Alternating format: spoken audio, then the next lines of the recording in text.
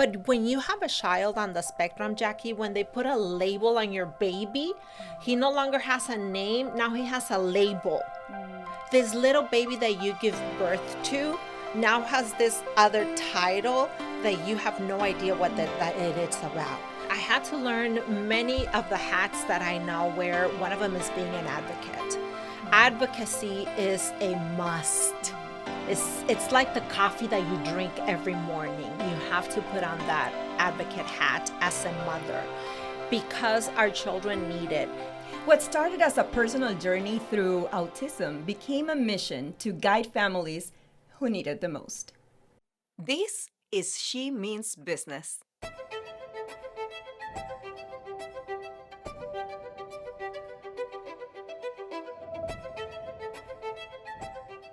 A podcast created for women building real legacies. Here, stories meet strategy. We spotlight the people behind the brands, the decisions behind the success, and the lessons you can actually use.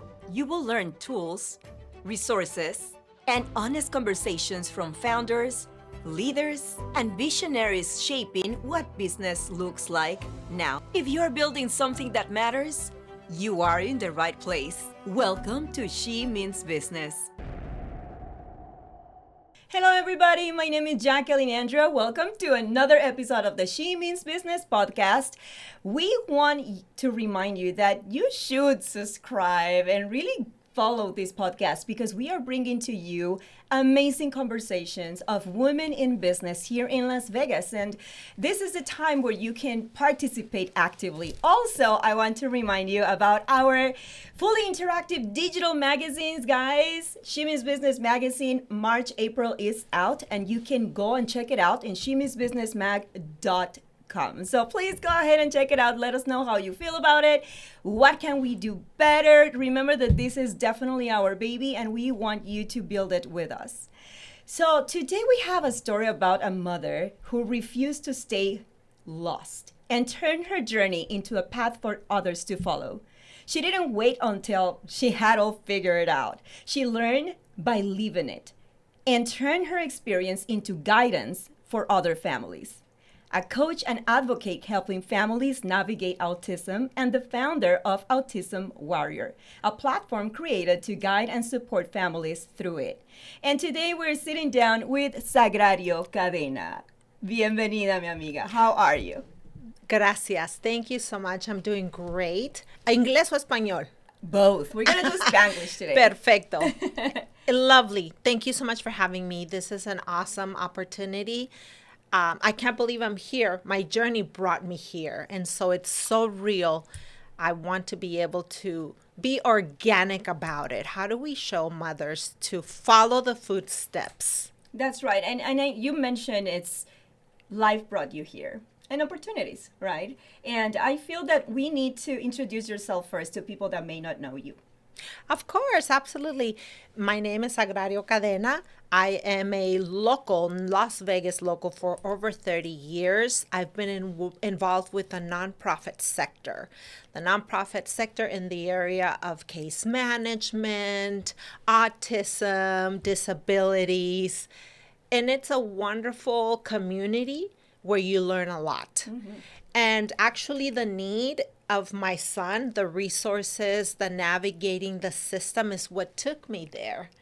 And this is a beautiful story. I want to remind you guys that Sagrario was in our 2025 campaign of She Means Business. So you can find that full story in that book. But today we're going to talk about that journey because I remember when you told me this story, it was very powerful and touching because some of us sometimes don't even realize how things are when having a son in the spectrum. So tell me on how that journey started.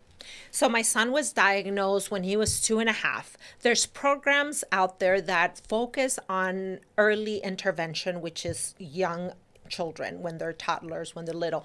And that's exactly how it started, because my son wouldn't pay attention to me. He wouldn't give me eye contact. He was more on the severe on the spectrum, and he would be very hyper. He would run to the street, get in front of the cars. It was dangerous. Oh, wow. And so that need to help him and to understand what he was going through, that's what took us to that journey. We needed to find the resources, the support, the tools. It's like when your child has fever, you know that you need to use Tylenol or Motrin. That's how you feel you're going to help them. But when you have a child on the spectrum, Jackie, when they put a label on your baby, he no longer has a name. Now he has a label. This little baby that you give birth to now has this other title that you have no idea what that it is about. You know, maybe your culture, you know, your background, you know what kind of food you eat, but this is going to be completely different. They don't even eat when they're little. My son was uninsured for a long, long time because the texture, the food texture, he wouldn't eat more than 3 things.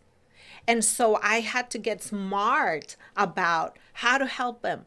How would he perceive things, or how would he react to things? And so it was a new world. It was a completely new world on this label called autism that you probably ask yourself many, many times, how do I do this?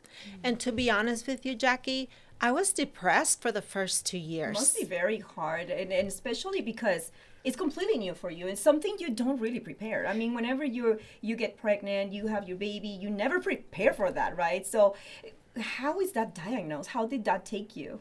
That diagnosis took me, it was a shocking reality, because like you said, you don't prepare for this.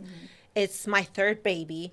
And so you're excited, you're having a baby, you think it's going to be normal. And so all of a sudden, he gets diagnosed with autism at 2.5. Very little, yeah. Very little. And he was nonverbal. He would keep to himself. He would stare at the walls. He would be like in his own little world. So you knew from the beginning that there was something. So I knew there was something. But to go back to the diagnosis, the depression mainly comes, Jackie, because we're not used to this. We're not prepared. Especially in the Latin culture, I don't think there's a lot of education about it. Back then, when he was diagnosed in 2010, the autism world was new to a lot of us. And like you said, it's cultural. A lot of the times we have lack of knowledge and lack of empathy. Sometimes our culture could be very critique. We criticize easily. And so that was also a difficult moment. And so I felt isolated. I was by myself, hiding under the table. Wow. Because I had hold on. But you go to the doctor. You go to a doctor. It's like a regular doctor is who diagnosed? No. Okay, so there's... Yes. So the program that I mentioned earlier, there's programs out there that they're not specifically psychologists or neuropsychologists. They're programs that are available to all the families, which they record or pay attention to the milestones. Milestones. At 6 months, they're supposed to be grabbing the bottle. At 12 months, they're supposed to be crawling. At 18 months, he wasn't meeting those milestones. He was in his own little world. He wasn't talking. He wasn't giving me eye contact. So that's when it all started. And then I moved into the Clark County School District program, which is entering the actual classrooms at age 3. Oh, wow. He started going to school when he was 3 years old.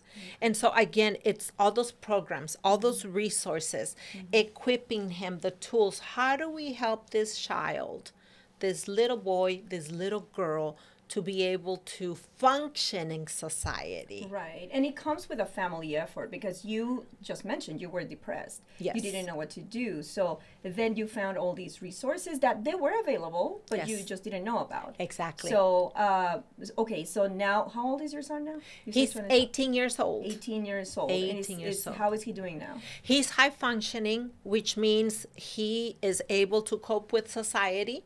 He has deficits. He has areas where he needs help, he needs support.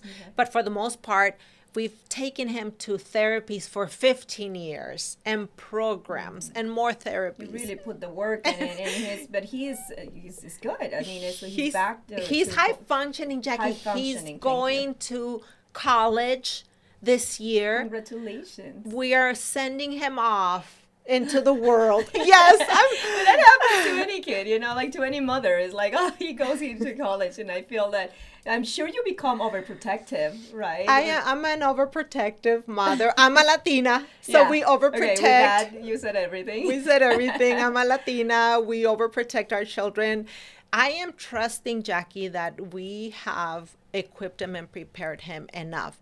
I'm helping him. I was having a conversation with him yesterday, and I said, it's okay if you don't know the answer. It's okay if you call back. It's okay if you come back. Yeah. It's okay. It's life. We all do this. And we were not born with a manual, with a book, how to live life. Yeah. So it's just equipping him because I know how his mind works. Yes. But that's good that he has all the support from brothers, sisters, and everyone in the family. Brothers and sisters. And how does it look for the whole family? Because you mentioned already from the mom perspective, right? But what happens with the rest of the family when there is a diagnosis of a kid being on a spectrum? That's a very good question, Jackie, because a lot of the times as parents, we don't forget our other children, but we pay attention more to this special need baby. All the attention goes to the child. And like they say, all hands on deck. Everybody helps. Grandma, go pick him up from the therapy. Sister, pick up the toys. Brother, help your brother. And it's a really, really family effort, but also a community effort. I have to say I'm grateful with the Las Vegas community, the autism community. I learned to navigate the system too. We couldn't go to restaurants. We couldn't go to the movies because he was hyper, because he would scream all of a sudden. People turn around and see your child. They don't understand what's going on. Yeah. So you're not able to live a normal, typical life. And so you have to become creative. Which part can I take my son? What community, what program are they going to accept him for who he is? While we help him, while we equip him. Yeah. So how old are your other kids? How separated are they? I'm not going to tell you the exact age, okay. Jackie. Well, how far apart are they? Let's put it that way. Because you said helping with toys, and so how far apart are they?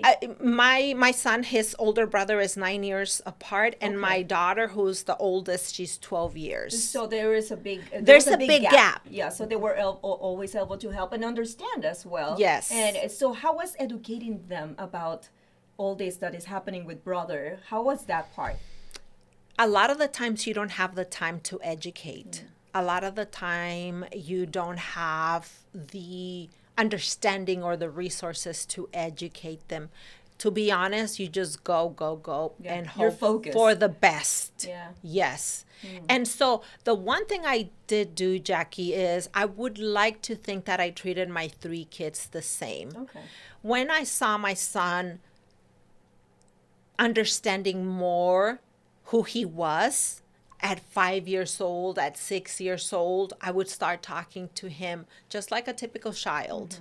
I never saw him no difference exactly. At all. I never saw him different or gave him special treatment. Yes, I did in certain areas, but I want to believe that they all felt the same structure at home. I was consistent with that, and I believe that helped. Yeah, that's amazing, because sometimes, as you said, I mean, you're navigating through a new world, but you all also have other children that maybe don't understand, but they see that everything is fine and normal, right? So I feel that is the best way to do it. It's like everyone is the same. There's therapy and other stuff, but it's like really, and I noticed that for a lot of moms. To me, all of you are like superheroes, because thank you. Whenever, like being a mom is hard already. Yes. So I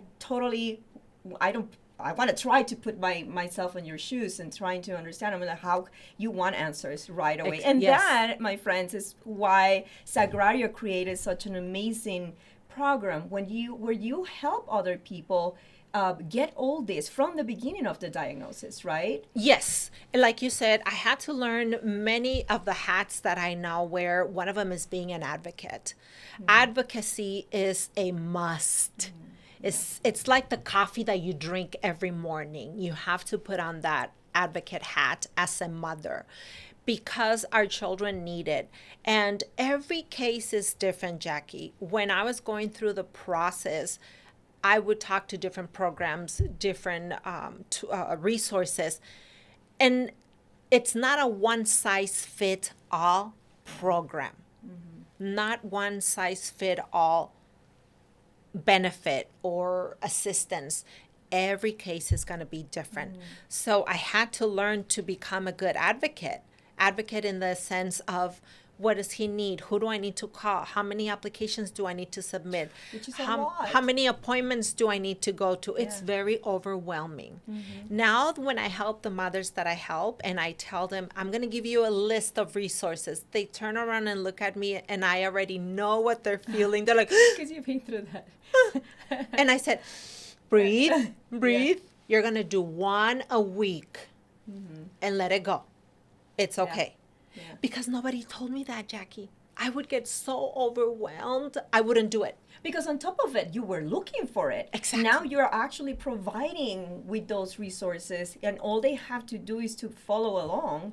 I mean, which is not all you have to do, right? It sounds, I don't want to make it sound like it's so easy, right? 1, 2, 3. Yeah, but it's just basically, it's like you don't have to do the research. Yes. You have that at the palm of your hand. Yes. But this is amazing, Sagrario, what you created. And I want to go back to when I met you, because I feel that was such an impactful time in my life. And we're going to go back to that, but we're going to make a little pause here. Thank you to our partners who make these conversations possible.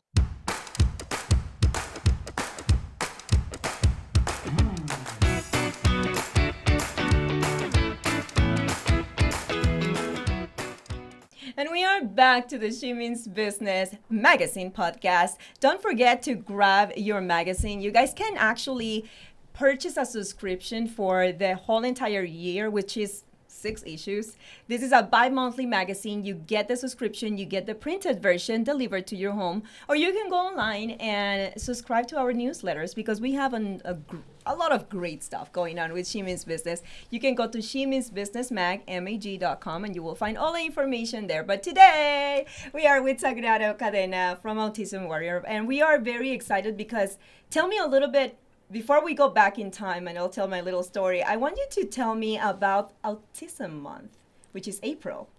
Autism Awareness Month, April. The entire month of April, we're going to use it. And the actual date is April 2nd. And so we're bringing awareness to the community that we need the support. We need the love. And awareness that every story is different, that every child is different. There's not one hand, not one finger the same. It's the same thing for autism. Awareness, because there's programs, there's resources, there's a community that's ready to support you as a mother. And that's important. A clue. Very important. Know that there is a community that will support you. And what usually happens during Autism Awareness Month? Autism Awareness Month, so the different organizations, there's symposiums, there's conferences, you get involved. What I always tell parents is get involved. Talk to doctors, go to conferences, get to meet to know the leaders or the coaches or the people that have already walked the path. And so really there's a bridge connecting those gaps, because you need to be connected. Every time, every season, Jackie, you're going to need a new friend, a new resource, a new answer. So you're going to remember, oh, I met this person, I met this doctor, I met this mom, I met this organization. They're going to help me. That's what I've done. I've called people so many times when I'm in danger. My son is in danger. I need help. It's crucial. It's crucial. And that's what we do in Autism Awareness Month. So basically, you're putting out more of the resources with events, and other organizations are coming out with events and conferences. Yes. That's wonderful. And the other thing, Jackie, I think the most important thing about it is after COVID, the pandemic, you know how we all came to realize that there's a virtual world. And so before we were close-minded and to think, oh, autism is only in Las Vegas, or the resources are only in Las Vegas. That's no longer the case. And so get connected with other states, other countries. I was looking at a conference in Africa in November. I said, I have to go to Africa then. You know, it's always look ahead to see what else can you bring as a community that we provide help, support, and resources. What can we contribute to our community? What are others doing that we can implement in Nevada that's going to help our people, especially the Hispanic culture? They we need that because there is a challenge with the language barrier. And so we feel that responsibility as leaders. How do we help our Latino community, our Hispanic or Spanish-speaking community? Yes. Yeah, because most of the resources will think that they are in English, right? Exactly. But no, nowadays we can find them. I mean, it's international. Yes. You can totally find resources everywhere. And is there any specific page for Las Vegas now that we are in Autism Awareness Month? Is there a specific page or somewhere where people can go and see for events or conferences? The easy way to do it, and the easy so we don't forget names or anything like that, Google autism organizations in Las Vegas. They can Google individuals. I've Googled myself. If you Google myself, it comes up as an autism advocate. And so it's very open. There's no secret. You will find the resources. You do have to look for them. Yes. So it's just putting the work into looking into those resources. Yes. So because they are available. Yes. Okay, so I'm going with my story because I told I was going to tell a story. Whenever I met Sagrario, that was a while ago. But then we had the opportunity to reconnect through a Zumba event that I had in my studio. And I truly admired the effort and the dedication that you're putting into the community to really bring awareness and also to help other moms particularly, right? That to also help themselves and know that take a deep breath, one step at a time, and everything is going to be okay. It's going to be challenging. And these were your words, I remember. They were like embedded in my head because, again, this is me just being completely, I don't know about this subject very much. I know what I heard. Exactly. And I have a question because, and please forgive me, these sound insensitive or uneducated, but I remember I was listening to a podcast. I don't read. I was listening to a podcast, and I saw in that podcast where it says a lot of autism is caused by alimentación, like the food intake of the children. How true is that? The nutrition. The nutrition. Thank you. Yes. You know, there's a lot of controversies, Jackie. It's not my position because I'm not a doctor. Right. But I've also heard it's the nutrition, it's the immunizations. So there's a lot of controversies. I've done a lot of research. And I do believe that nutrition plays a key role. Just like anyone. Like we could be lactose intolerant. We could be gluten intolerant. They say that the color red, and it's an evidence-based, it affects, it makes children more hyper. And so scientifically speaking, I think there is a correlation, and there's been a lot of research done, but again, it really has to do with the child, the background, and the lifestyle they have at home. And so I would say yes to that question. Nutrition is 100%. It helps if it gets, exactly. Okay, so that's in your experience. That's in my experience. Again, we're not trying to find the origins or the causes of autism because that's completely another monster, right? And we are not the people that are going to decide that. But what we are here for is to let people know that for mothers specifically, that there's so many resources. And Sagrario can be a very good one when it comes to what is the first step? Yes. Where should we go for that first visit? Or, okay, as you mentioned, like there was one time when you needed that help and you had that help because you made all the calls and you were like already taking those steps. But now you have, can we say this is like a guide maybe? Of a roadmap, yes. A roadmap, yes, okay. It's a roadmap, exactly. It's a roadmap. It's a tool. This is what you need to do. And I want to go back a little bit, Jackie, to the importance of mothers' mental wellness. Mm-hmm. You were talking a little bit about the Zumba that day that we had that event, because I advocate for mothers' mental wellness as well, because I went through depression and I went through my own little hoops of grieving, sad, confused, depressed, isolated, all those things. It's going back and helping those new moms, the newly diagnosed moms, and let them know you're not alone. You need to get out of the house. Let's take a shower. Let's go do Zumba. Let's drink a coffee together. Come be part of this community. There's a lot of communities now. And so encouraging that to the moms. Self-love. Self-love. Put on the mask first. And then let's give you the list of the roadmap. This is your homework. Essentially, a lot of that responsibility falls on the mother because we're smarter. I'm just gonna say se tenía que decir we follow up. You know, we're multitaskers.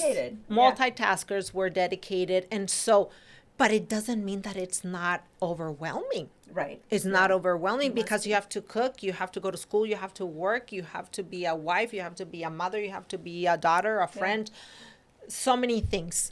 And I just feel that we need to be able to model that to the mothers. We need to be able to do that. And so the roadmap comes into place because when you're newly diagnosed, you're really lost. It's like a GPS. What's the GPS? What's the location? Where do I need to go? And so those resources, we're sending you to specific entities, partners, that they're walking the same path. And so, again, you're going to go to A, B, and C, and also Medicaid, the system, the benefits to the child on the spectrum. What does that mean? Because is that also in the roadmap? That's also in the roadmap, Jackie, because when you have private insurance, they don't cover anything. And so it's going to prolong the how fast your child advances. That's what happened to my son. 5 years without therapy. 5 years without the assistance. Oh, but mom went to this place and this other. I wasn't going to wait 5 years. Oh, so you didn't wait I didn't wait 5 years. But the system was telling you that you had to wait exactly the 5 years. And that's a very good point, Jackie. Thank you for bringing that up. The system and people are going to tell you based on their experience, but do not believe that. Yeah. You Always go find questions. out. Always ask questions. If that door closes, go to the other one and keep on going. But how can people follow that in your roadmap? Like, because you said it's not one size fits all, right? Exactly. So your roadmap will give you the basic information, but don't forget to ask, question everything. And also on the roadmap, Jackie, you can, for instance, complete an application.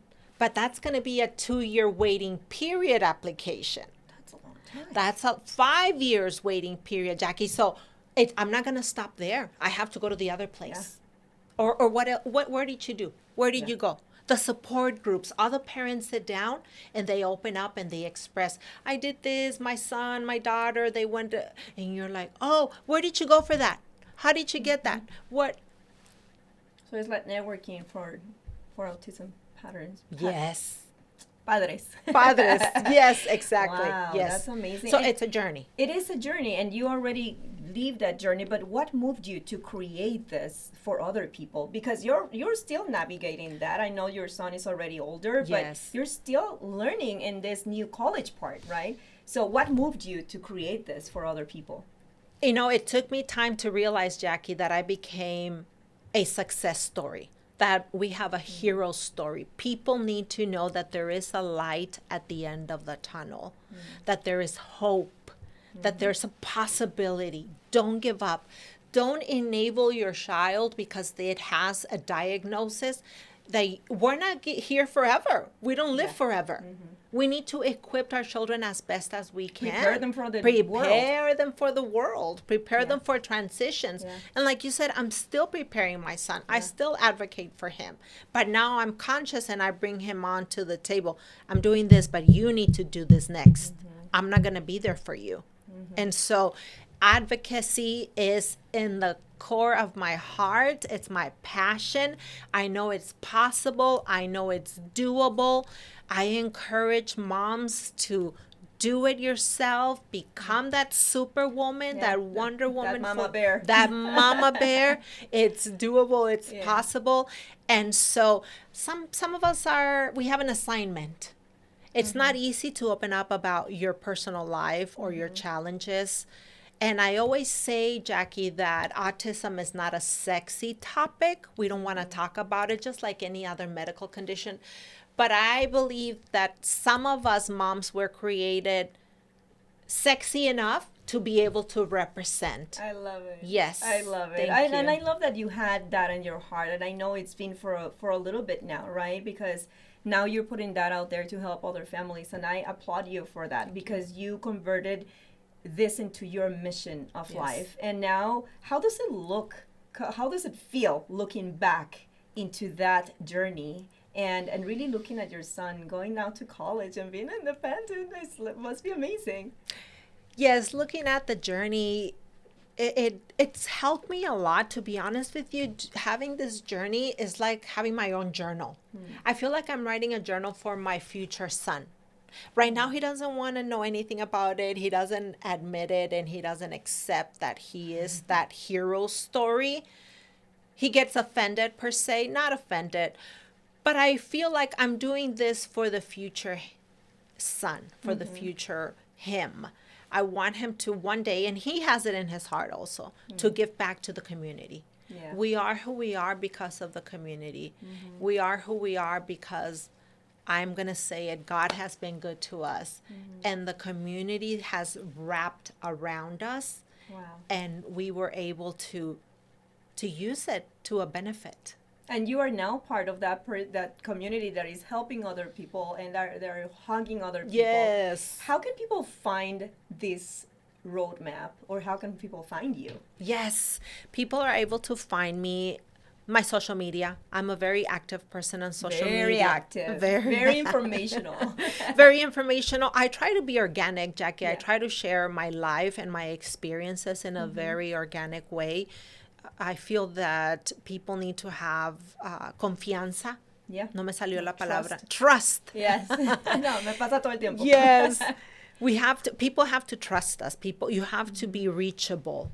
And I've had people call me and they say, thank you for taking the time to call or text me back. Thank you for sharing your knowledge. Thank you for sharing your experience. And I feel that's very valid.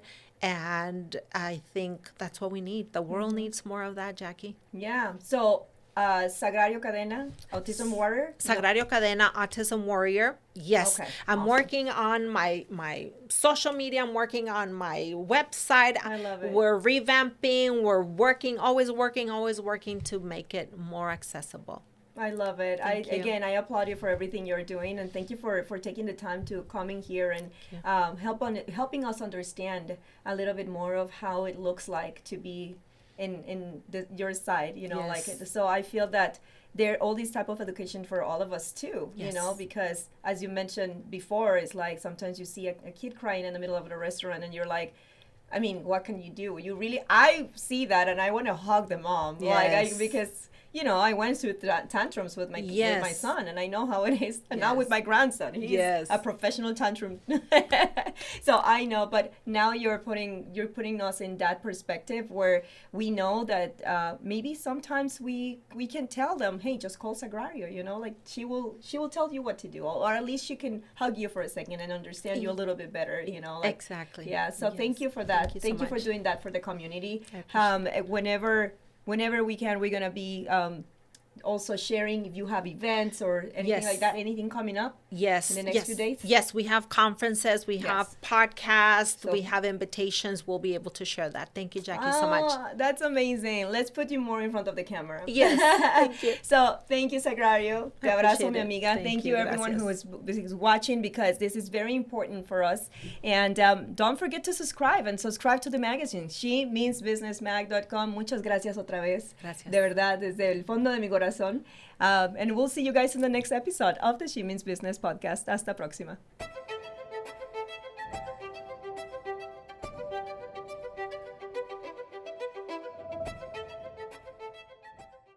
Thank you for watching. See you all in the next episode of the She Means Business podcast. Hasta pronto.